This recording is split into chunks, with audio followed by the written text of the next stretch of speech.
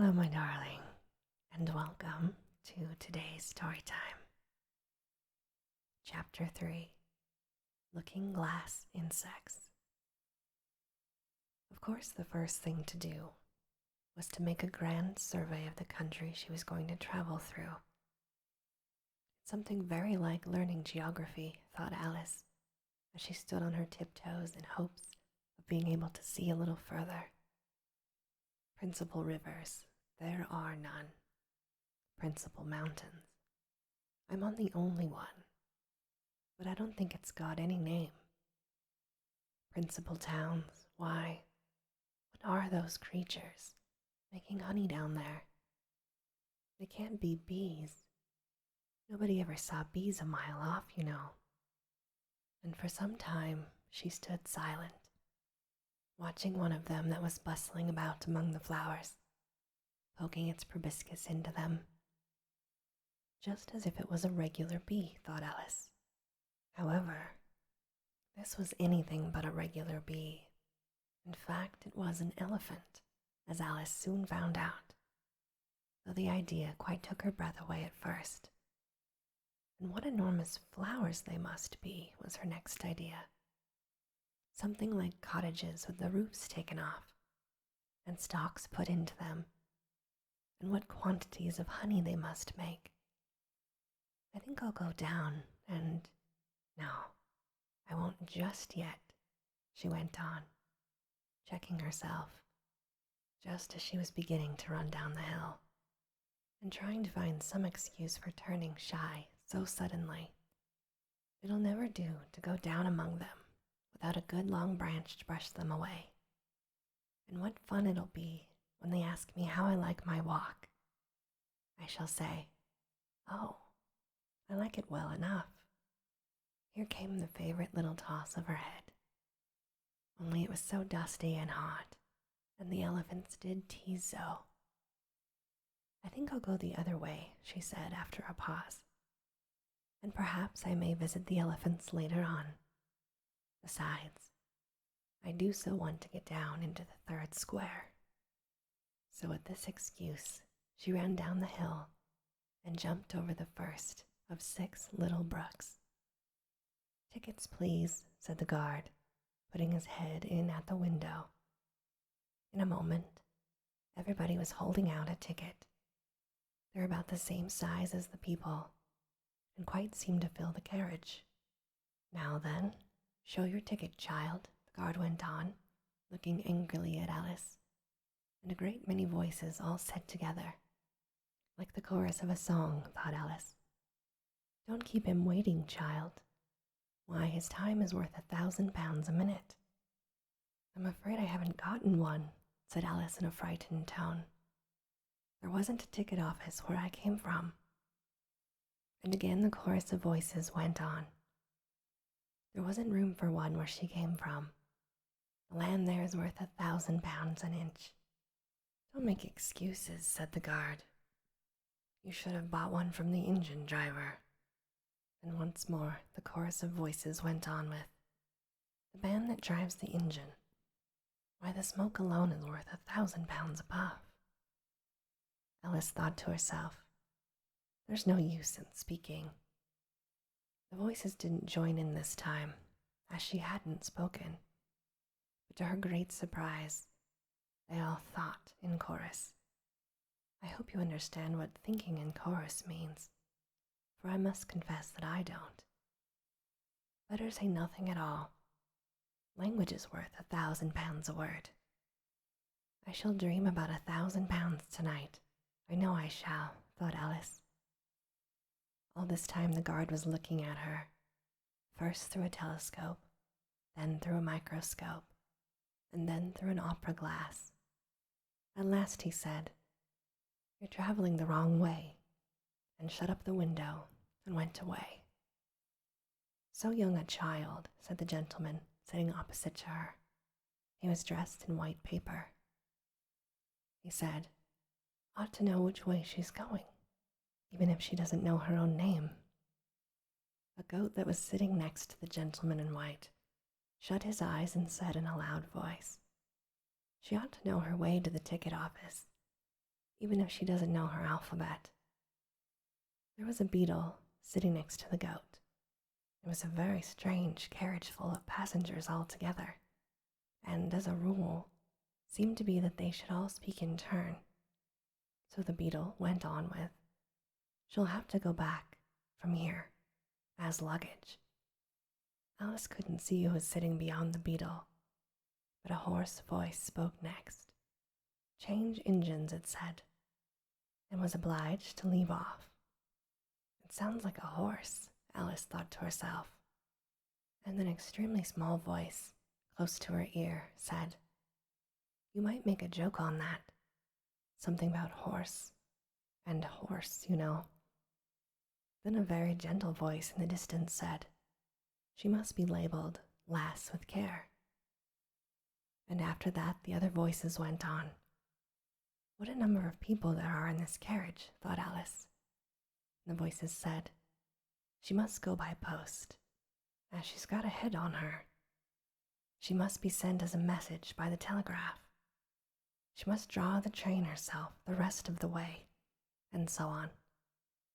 But the gentleman dressed in white paper leaned forward and whispered in her ear, "Never mind what they all say, my dear, but take a return ticket every time the train stops."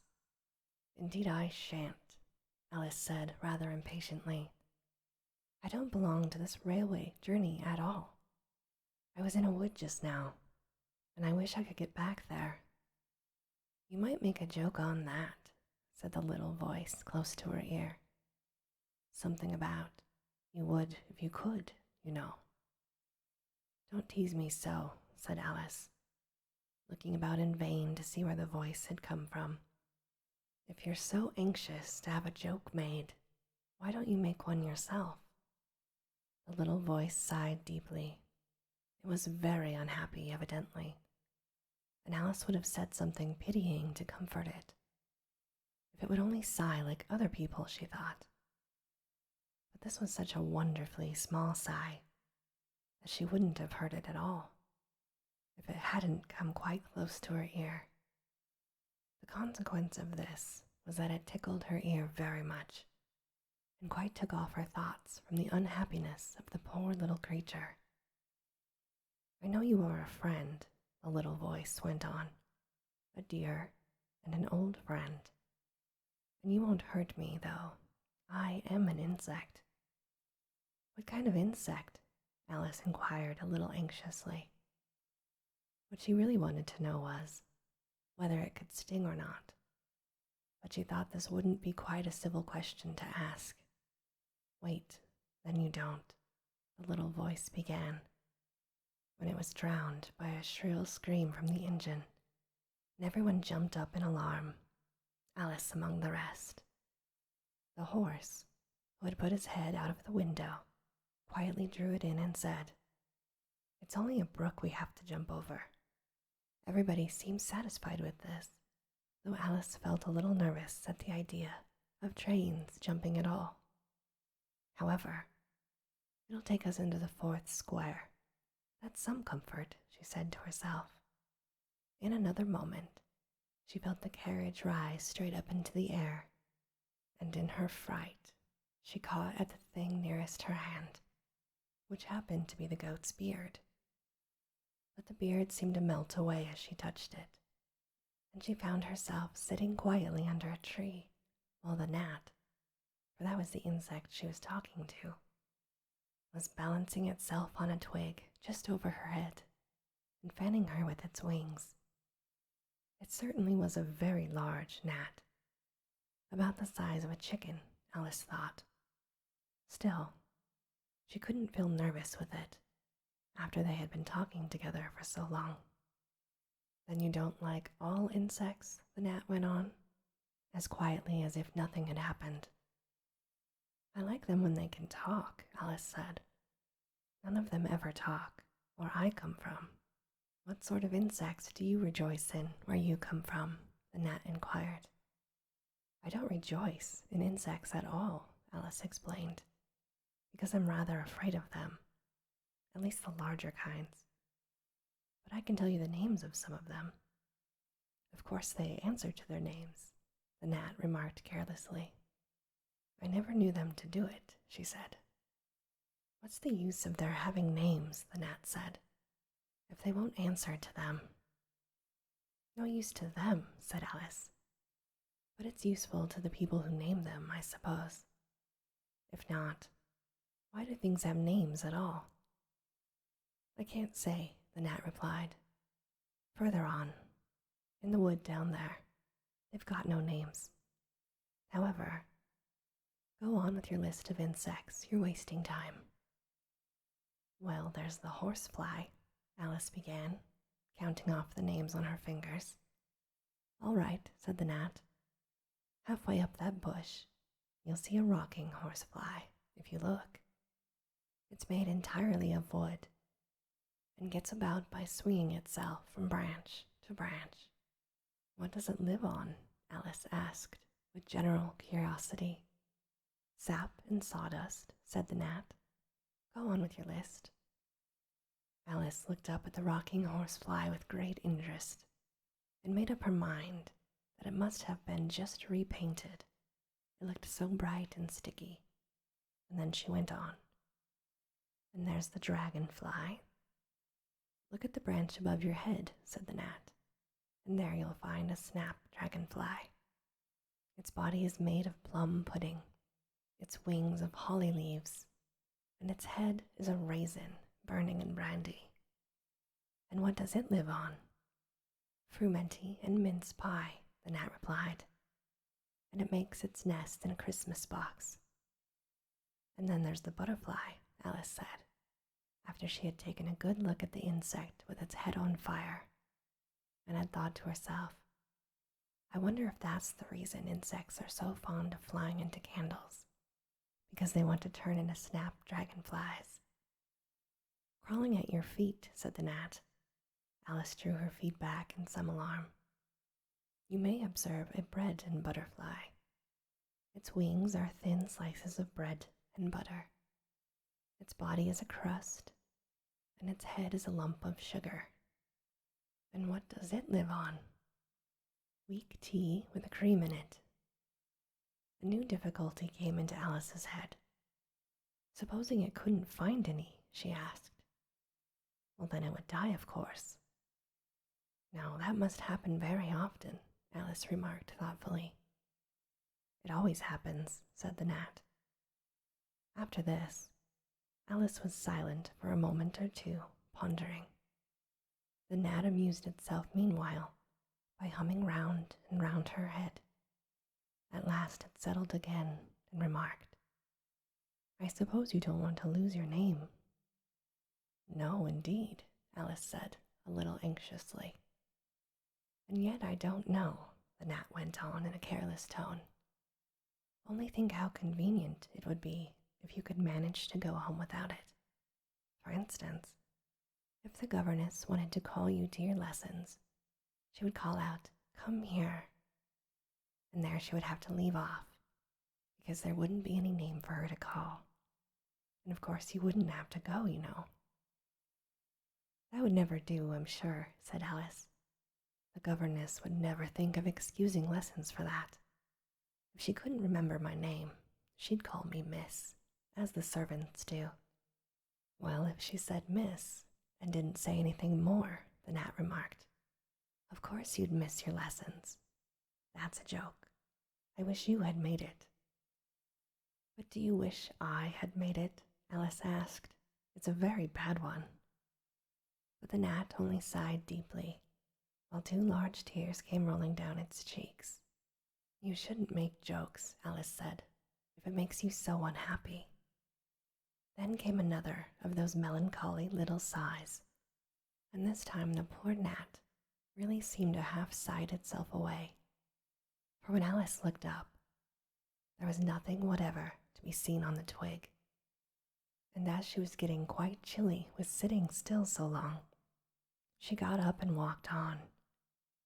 She very soon came to an open field, with a wood on the other side of it. It looked much darker than the last wood, and Alice felt a little timid about going into it. However, on second thought, She made up her mind to go on. For I certainly won't go back, she thought to herself. And this was the only way to the 8th square. This must be the wood, she said thoughtfully to herself, where things have no names. I wonder what will become of my name when I go in. I shouldn't like to lose it at all, because they'd have to give me another, and it would be almost certain to be an ugly one. But then the fun would be trying to find the creatures that had gotten my old name. That's just like the advertisements, you know, when people lose dogs. Answers to the name of Dash had a brass collar. Just fancy calling everything you met Alice until one of them answered. Only they wouldn't answer at all if they were wise. She was rambling on in this way when she reached the wood. It looked very cool and shady. Well, at any rate, it's a great comfort, she said, as she stepped under the trees. After being so hot, to get into what? She went on, rather surprised at not being able to think of the word. I mean, to get under this, you know, putting her hand on the trunk of the tree. What does it call itself, I wonder? I do believe it's got no name. Why, to be sure it hasn't. She stood still for a minute, thinking. Then she suddenly began again. Then it really has happened after all. And now, who am I? I will remember if I can. I'm determined to do it. But being determined doesn't help much. And all she could say, after a great deal of puzzling, was, L. I know it begins with L. Just then a fawn came wandering by. It looked at Alice with its large, gentle eyes, but didn't seem at all frightened. Here then, Alice said, as she held out her hand and tried to stroke it. But it only started back a little, and then looked at her again. She couldn't remember what to call it, and the fawn couldn't remember either, saying, I can't remember here. So they walked on together through the wood, Alice with her arms clasped lovingly round the soft neck of the fawn, till they came out into another open field. And here the fawn gave a sudden bound into the air and shook itself free from Alice's arms. I am a fawn, it cried out in a voice of delight. And dear me, you're a human child. A sudden look of alarm came into its beautiful brown eyes, and in another moment it had darted away at full speed. I know my name now, Alice realized. That's some comfort. Alice, Alice. I won't forget it again. And which of these finger posts ought I to follow, I wonder? It was not a very difficult question to answer, as there was only one road through the wood, and the 2 finger posts both pointed along it. I'll settle it, Alice said to herself, when the road divides and they point different ways. But this did not seem likely to happen. She went on and on, a long way, but wherever the road divided, there were sure to be 2 finger posts pointing the same way, one marked to Tweedledum's house, and the other to the house of Tweedledee. And this, my darling, ends our story time for today. As always, I hope that you have very sweet and creepy dreams. Good night.